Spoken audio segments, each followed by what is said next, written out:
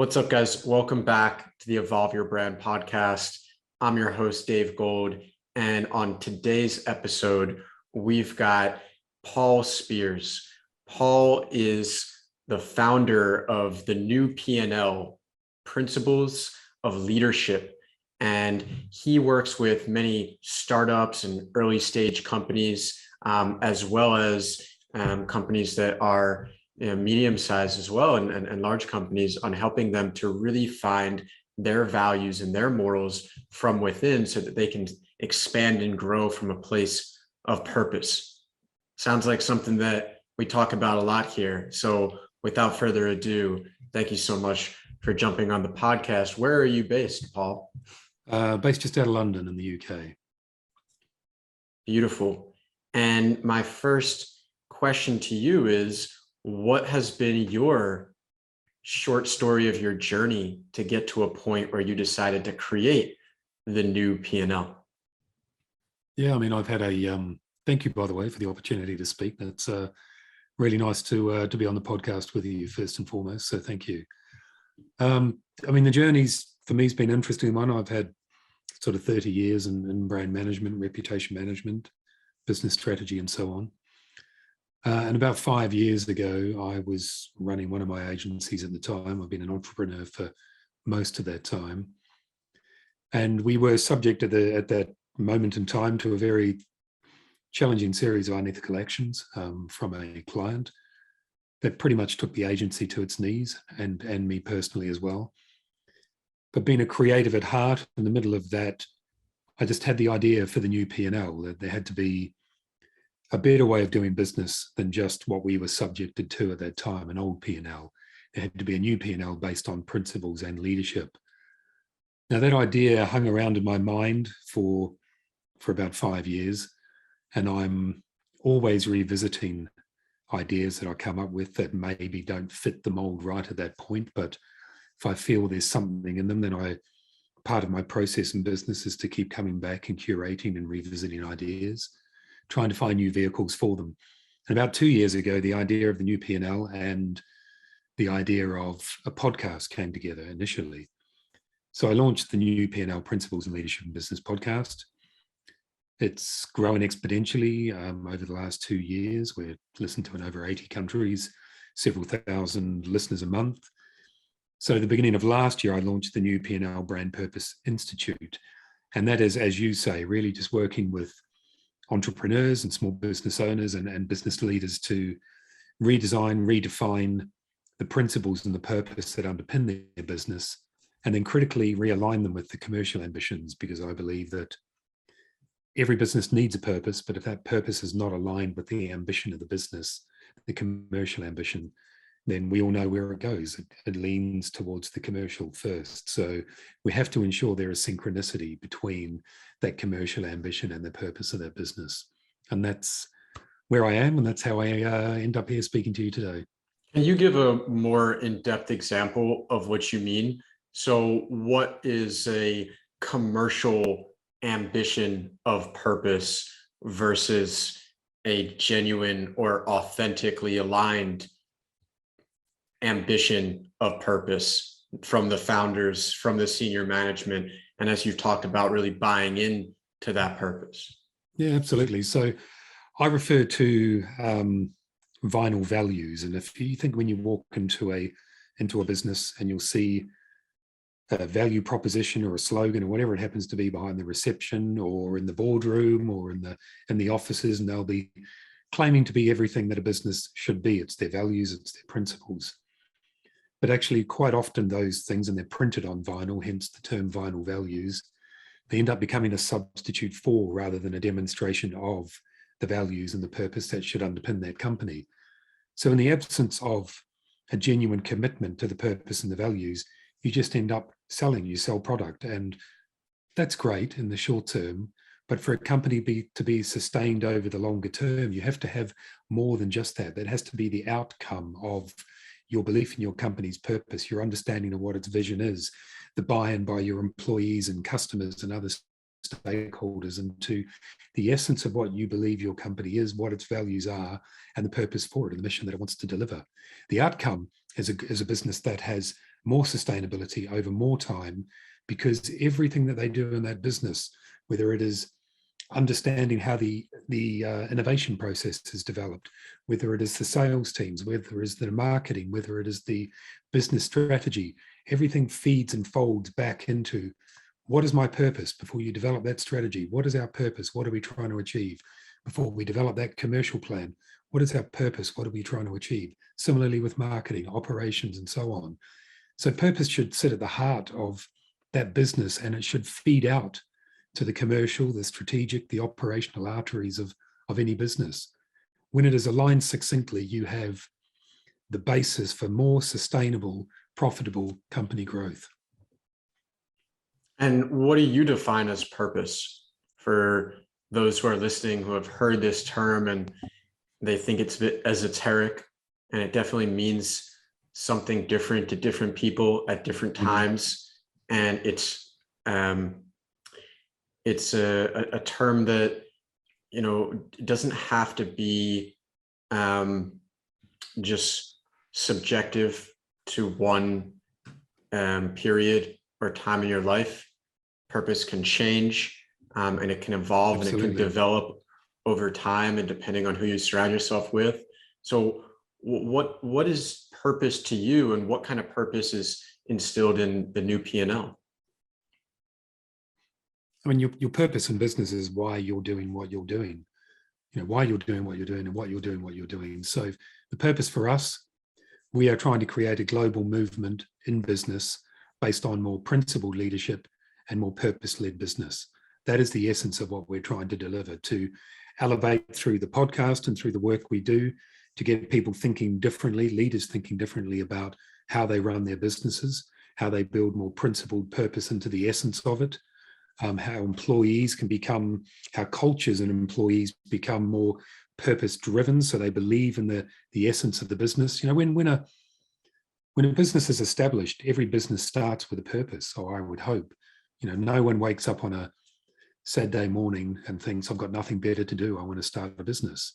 You start a business because you have that purpose from the outset. You want to deliver a new service, find a new innovation, deliver a new solution, solve a problem, whatever it happens to be. Or quit your job and be free and have your, you know, your own time schedule and create your own wealth.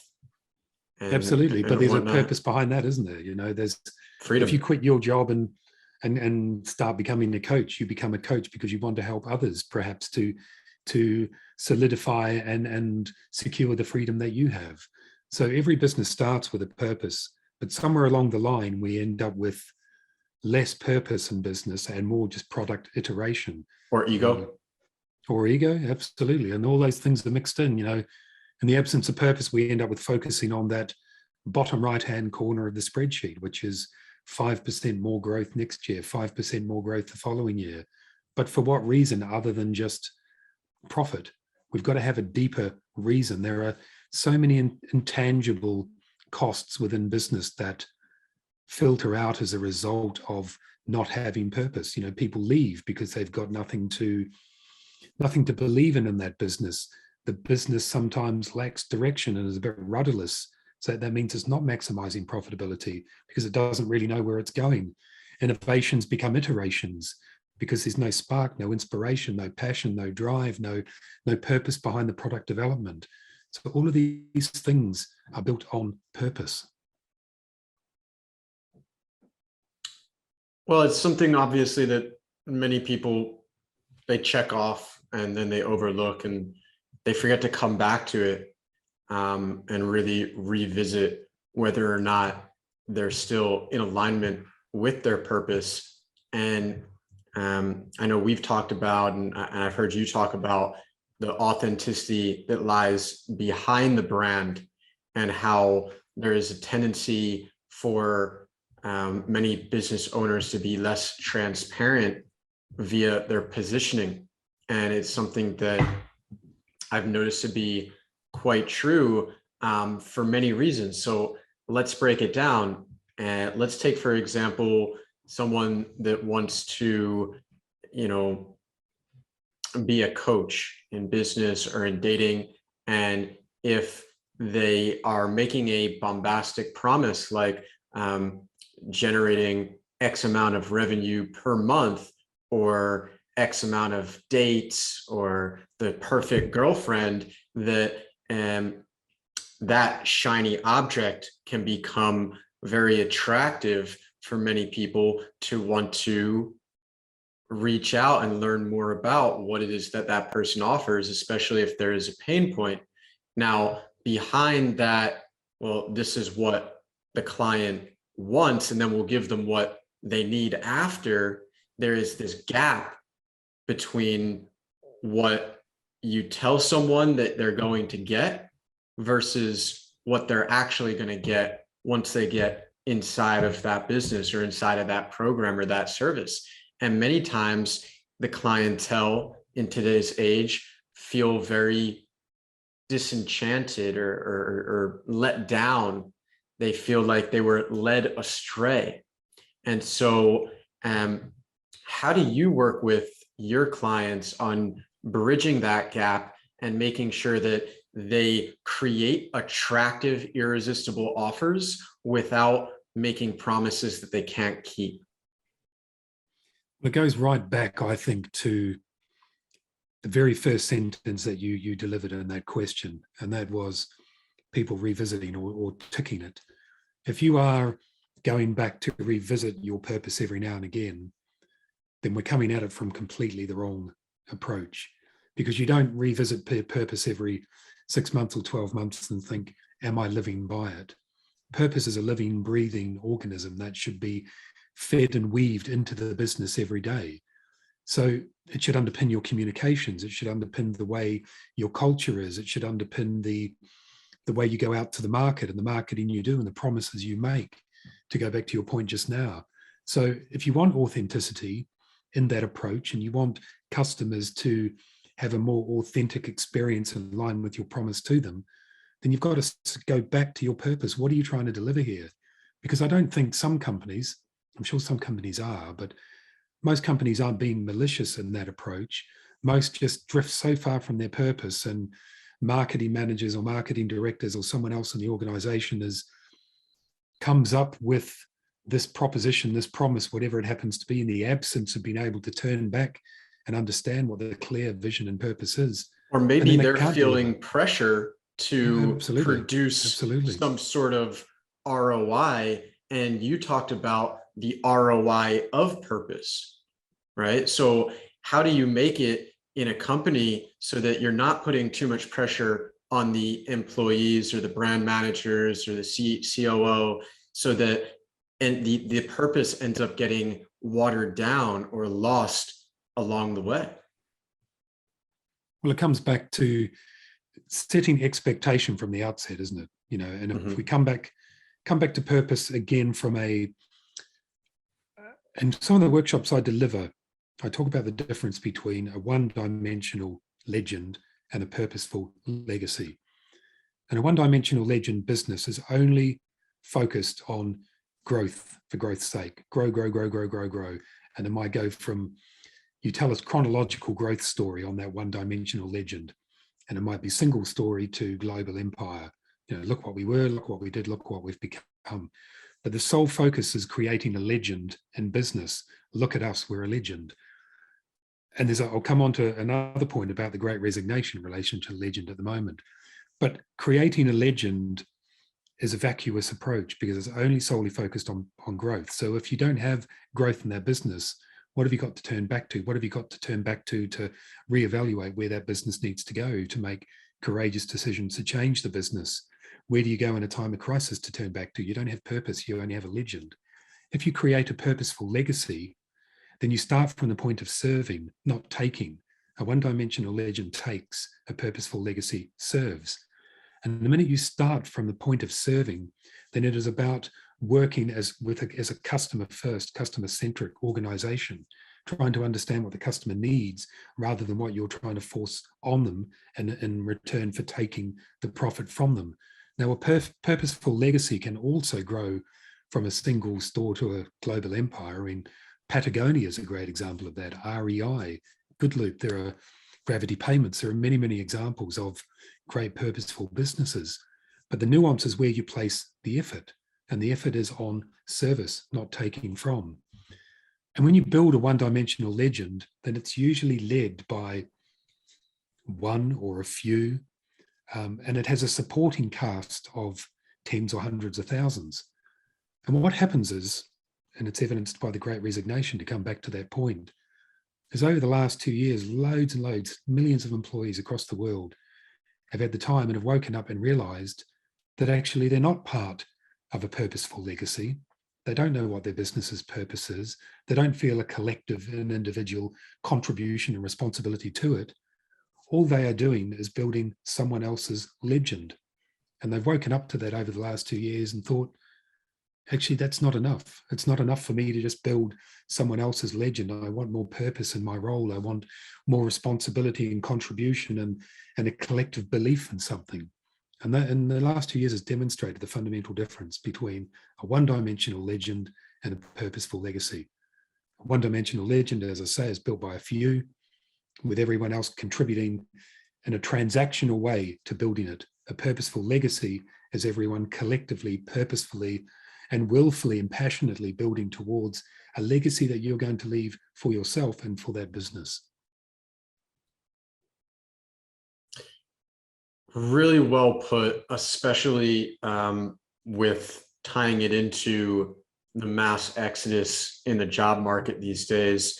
And with people leaving their workplace, many of them are venturing into the world of online entrepreneurship and looking to start their own business venture. And although in the beginning of that journey, it can be incredibly exciting, and there are many visions and dreams that may come up. At a certain point, I think there is a level of frustration that becomes too much for many to handle, and they decide to quit and go back to getting a job, okay, or start working in another company or working with someone else or working in a different way than what they foresaw that they were going to create, or the legacy that they were going to fulfill. And one of the reasons why I think many online entrepreneurs get to this point of frustration, or I don't want to call it failure, but they get to a place where they need to pivot, is due to something that you talk a lot about in your work, and also in mine, which is originality and creativity, and creativity and creative thinking being at the heart of that business, rather than just being a copycat business of another energy coach, business coach, brand consultant, designer, editor. Finding what about you really stands out to make yourself and your offer and your business and your community and your network irreplaceable. And with such a vast amount of businesses and competition, if you even want to see it as competition out there, the only way that I think that you can forego the competition in a very non-aggressive approach is by creating something that is unique and finding that unique selling point that no one has been able to tackle quite like you before. It's not that other people haven't talked about similar ideas or philosophies or models or whatnot, but at the heart of your business and your model lies you. And so I'm going to tie this into something that I heard you talking about in one of your podcasts, where you said that right now, consumers have more power than they've ever had and yet brands have less power than they've ever had. But what about personal brands? When you create a personal brand based off of creativity and authenticity, do you believe that they really don't have the same power that the consumer does? What I mean by that statement is that the purchasing power is far more in the consumer's hands than it's ever been before.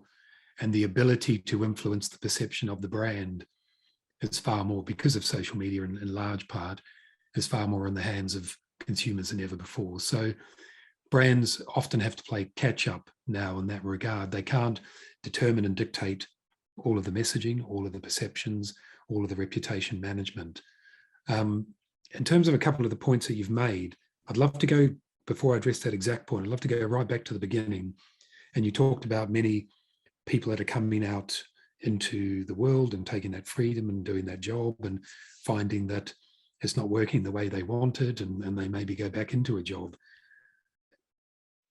And I do think a lot about this. And I think in part, it's because, one of the most dangerous sayings in business is, from my perspective, is the saying that if you do what you love, you never work a day again in your life. And it's all over the internet all of the time. And it's, in my humble view, totally wrong. You do work every day. And I'm in my early 50s. I've been an entrepreneur most of my life. And I'm working harder with the new P&L than I've ever worked in any of my roles. But this is a role that I feel, in a job and a passion and a mission that I feel more personally aligned with than anything I've ever done. But I've had to work harder at it than any other job I've ever done, any other entrepreneurial venture I've ever launched. So that delusion, which I think some people go into this world with, that as long as I'm doing what I'm passionate about, it's all going to come easy. Every day is a slog in the new P&L, but it is a slog that I'm passionate about, but it is not coming easy. It does not mean that the community walks through the door. It does not mean that it all falls in my lap. I'm doing 12 to 18 hour days every single day, or most days. And every win is celebrated, because every win is so hard won.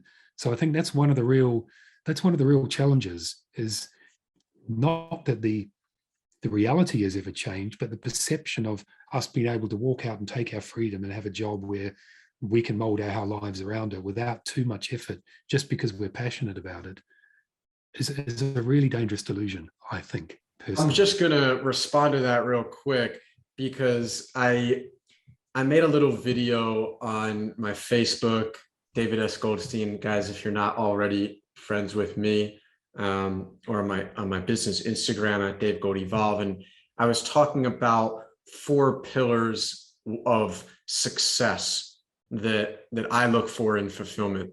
Okay, peace of mind, freedom, also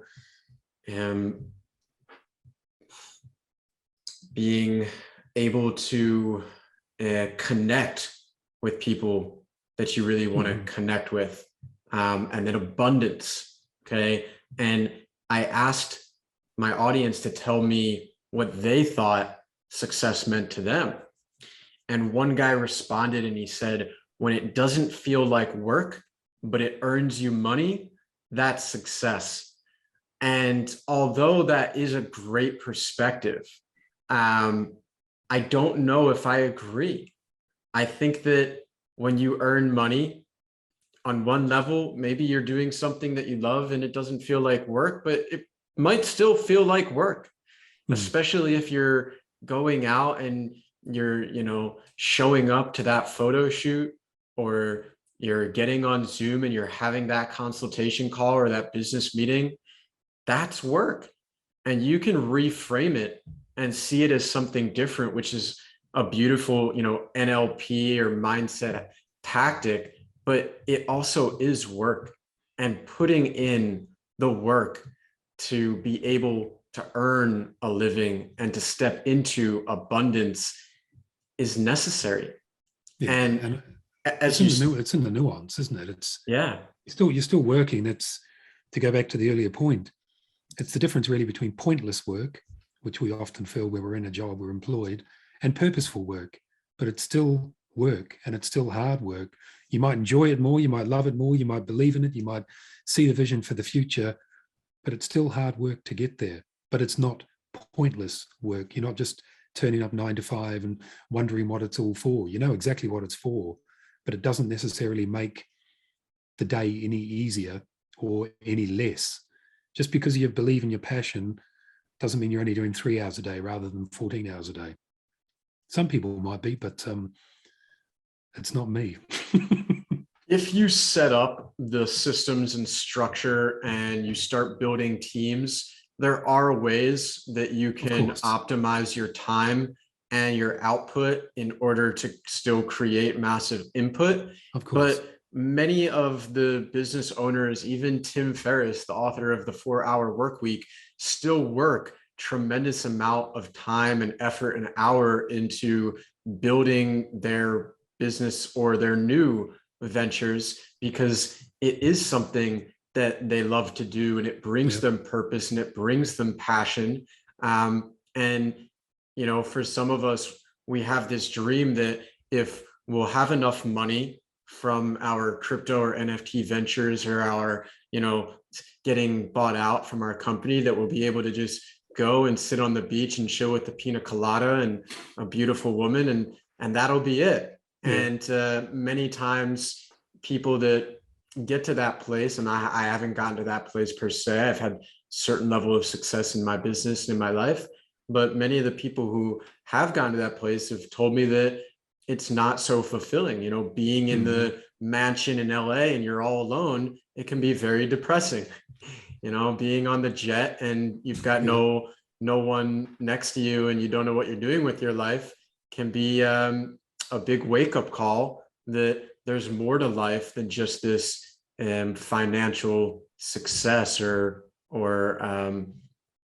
accumulation of things. Yeah, and I think, you know, that the paradox of that example is that if you're that driven to be that successful, and those are the fruits of your success, they're not going to be the things that fulfill you, because actually there's a deeper passion, isn't there? There's an deeper entrepreneurial passion that cannot just be fulfilled by the mansion in LA, as you say, or whatever it happens to be. That's why you see so many startups that are acquired and sell out, and the CEOs or the founders might trade out over a year or two, but then they'll start something else. Now they could sit there for the rest of their lives, as you say, with the pina colada, but they start something new. Because the financial reward is the outcome. It's the thrill of the entrepreneurial chase that actually sits right deep in their subconscious, in their minds, and drives their emotional desire to build something better, to be something better, to transform something in their lives. The financial rewards are wonderful, but it's not the only thing that drives people. If you're able to get to that level of success, there is a much, much deeper, for most of us, a much, much deeper passion and drive and emotional trigger than just, I'm going to be a millionaire one day. That's just should be the icing on the cake for those who fulfill their passion after a lot of hard work. Now, Paul, we're going to wrap up soon. And what I'd like to know is, what type of people do you really like to connect with in your network? And what type of people do you like to work with? So connect with my network, anyone, because I think everyone has a conversation to be had. And I love just talking and learning and meeting new people. So I think in my network, I'm open to having a conversation with anyone. In terms of who I like to work with, we are finding quite a sweet spot in terms of the resonance of our purpose proposition with startups that are maybe getting to 30, 40, 50 people. They may be 2 or 3 years in, high growth businesses. And those founders are finding that the business is getting to a level where maybe they're hiring outside their wider network. Maybe they're growing so quickly that the culture isn't able to keep up with the speed of the growth of the business, both operationally and from an employment perspective. And they're just losing their way a little bit in culture and the purpose, and trying to figure out what purpose means at the next stage of the business. Because when you start with a small team and you're all in it together and you're you're pushing that purpose forward as it matures into let's say a business of the comparative of teenage years. You're still trying to grow, you're still excited, but you're a little bit disorientated, you're still trying to find your feet. That's where I think this business fits very well with those businesses, because we can redirect the purpose in that business to underpin the next point of growth as they mature into the adult part of being a business, if you like. So I think those are the businesses. We will work with small, medium-sized startups, corporates, whatever it happens to be, delivering our workshops or our programs. But certainly in some of the conversations I've had recently, that seems to be a place that is particularly resonating for those we're working with, those who are getting to that second stage of high growth and just need to reevaluate their purpose and align with it. I love what you said about connecting with everyone, because on one hand, our time as entrepreneurs is very valuable, and we need to be selective about how we use it, and asking the right questions to qualify people as to whether or not they're going to be someone that we can connect with on a networking basis or a potential client basis is very important. But when we neglect the opportunity to connect with someone just as a person, sometimes we miss the true beauty in that. And I see where many guys go wrong in jumping on the call with the generic, well, why did you book this call with me today? Or, what are you looking to get out of this? Or is it all right if I sell you right now? Rather than just really trying to get to know the other person for who they are sitting in front of them. And from that place, the conversation starts to develop. It starts to open up. You're not coming from a place of a salesy, sleazy persona. You're coming from a place of authentic, vulnerable, I want to get to know you and see how I can serve and help you. With that being said, let me dive into our final question. This interview is not prepared, as you guys know. I really just like to flow, take some ideas from things that I've heard from the guests and see how it all comes together. And I think this conversation has come together quite well, and it's been a pleasure having you on. And there was something that you talked about, because innovation is so important. You said humans want innovation as long as it doesn't disrupt familiarity to the innovation. So I'm wondering if you can finish this off with how innovation is valued in the new P&L, and what innovative ideas or processes you are going to be implementing in 2022 and beyond.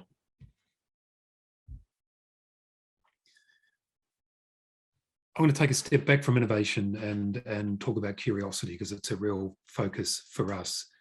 You can't have innovation without curiosity, because curiosity is the food for creativity, and creativity and creative thinking is the food for innovation. So we can't evolve as a society, as a business or an industry, if we don't remain curious.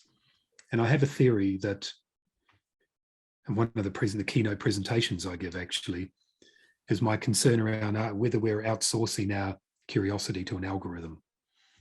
And what I mean by that is, when we, as you know, when we search online and we're fed more of what on the basis of what we searched on, more of what we liked and we've read, I worry that in some respects we are funneling the depth and the breadth of the curiosity that we need to fund our innovation in our minds over time.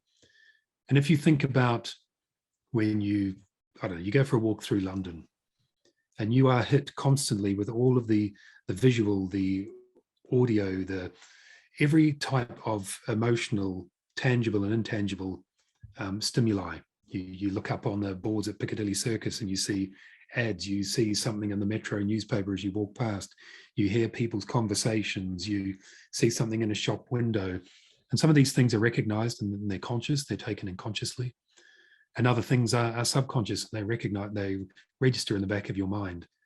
But all of those things, conscious and subconscious, are put in those filing cabinets in your mind, waiting to come together randomly at a new point in your life when an idea or an opportunity or a solution or a problem presents itself, and all those things fly around in the back of your brain and your neural channels and join together and present a unique solution to that problem.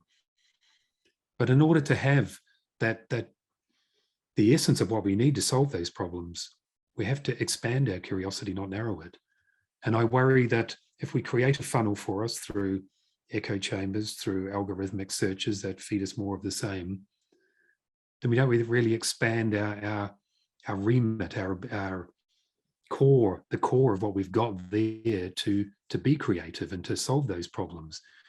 And a chap I interviewed last year on the New P&L podcast, David Sable, who used to be global head of Young and Rubicam, one of the world's largest advertising agencies. And he said, when you used to read a newspaper, you would, and this isn't an argument around analog or online, that's not the debate, it's about the expansion of curiosity. And he made a really good point. He said, you would pick up a newspaper and you would read it, and maybe there's 5 or 6 different stories on the front page, second page, third page, and so on. And you'd read some in full, some in part, you'd see some headlines, you'd see some images, but all of those things were diverse. And then you get to page 7 and you're reading a full article on page 7, for argument's sake.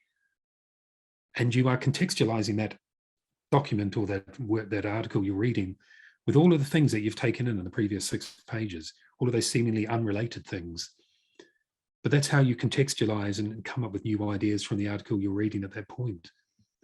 So I guess in summary, my point is we need to expand purposefully and intentionally our remit of our curiosity and get out and explore in the world. You know, another theory I have is the minute we put a phone on a camera on a phone, and we turn to a selfie, we put ourselves at the center of the world rather than looking out upon the world as you do with a traditional camera. And I think that changes the way we think inside our minds, the way we think about our role in the world, but also how curious we are, because we're looking at our hair and mouth and lips and whatever it happens to be, rather than what's behind us or what's out there if we're looking out into the world. And so because we've got such wonderful access to all of this information on the internet, but we do also have algorithmic searching narrowing our focus, we need to be very, very, very intentional as individuals about where we seek our curiosity and how we build our curiosity and how we curate those ideas when we do. Because the beautiful thing about a telephone or a mobile phone, unlike the telephone, is we carry around the best curation machine we've ever had in the history of humankind to capture that idea in that moment. If you come up with an idea in your mind, to record it. If you see something, to take a photograph of it. If you think something, to type a note out. You know, I mean, as I said, I'm in my early 50s, and when I had to do that in the 80s and the 90s, you'd have to carry a journal or carry a camera or try to remember it for when you got home or write it down or whatever. We've got all of the technology to capture so much rich basis for curiosity now. We have to utilize that. We have to take it to almost to supplement the narrowing of the curiosity that was sometimes fed online. Because if we can't do that, then we can't be creative. If we can't be creative, then we can't be innovative. So in terms of the second part of your question, I mean, I won't go into specifics about what we're launching for this year because I don't want to spoil it at this point, but I have a book of curated ideas, as I said, where the new P&L came from. And that book's hundreds and hundreds of pages long, and most of the ideas are probably crap, you know, they're probably rubbish. But like the new P&L, there'll be 1 or 2 ideas in there that are good. And they're only good because you revisit them with fresh eyes and fresh perspectives and fresh context and fresh opportunity, 6, 9, 12, in the case of the new P&L, 5 years down the track from the idea to the delivery of the new P&L as a concept. So no idea is wrong. They're just maybe not right for right now. So the one piece of advice I would give more than anything else is capture that curiosity, those ideas in the moment, because they are all beautiful ideas. However ugly they may appear in that moment, they are the beginning of shaping something, and curate them and revisit them and revisit them and revisit them, because you change every day. And so your perception of what that idea will be and how it will impact on something will change every day. Anyway, I feel like I've gone off on a bit of a rant towards the end of it, but that would be my answer to the question. Well, that was a beautiful rant and way to end off our lovely discussion today. Thank and you. If anyone really resonated with you and your message, how can they reach out to you? Well, you can find me principlesandleadership.com and get in touch with me via there, or Paul at principlesandleadership.com. Find me, Paul Spiers, Spiers, on LinkedIn, or the Principles and Leadership company page on LinkedIn as well. We're on Twitter and Instagram too, but just drop me an email. I'm very happy to have a conversation or connect with me on LinkedIn. I want to expand continually my curiosity, so I'd love to have a conversation. Beautiful. It's been lovely connecting with you, Paul. We connected on LinkedIn and now on this podcast. Guys, if you enjoyed what you heard today, the only cost of the podcast is to drop a like, a comment, and to share it with someone that would gain value. And if you want to learn more about what Paul or myself does, feel free to reach out. It's been a pleasure. Talk soon. Thanks, David. Thank you very much. Very welcome.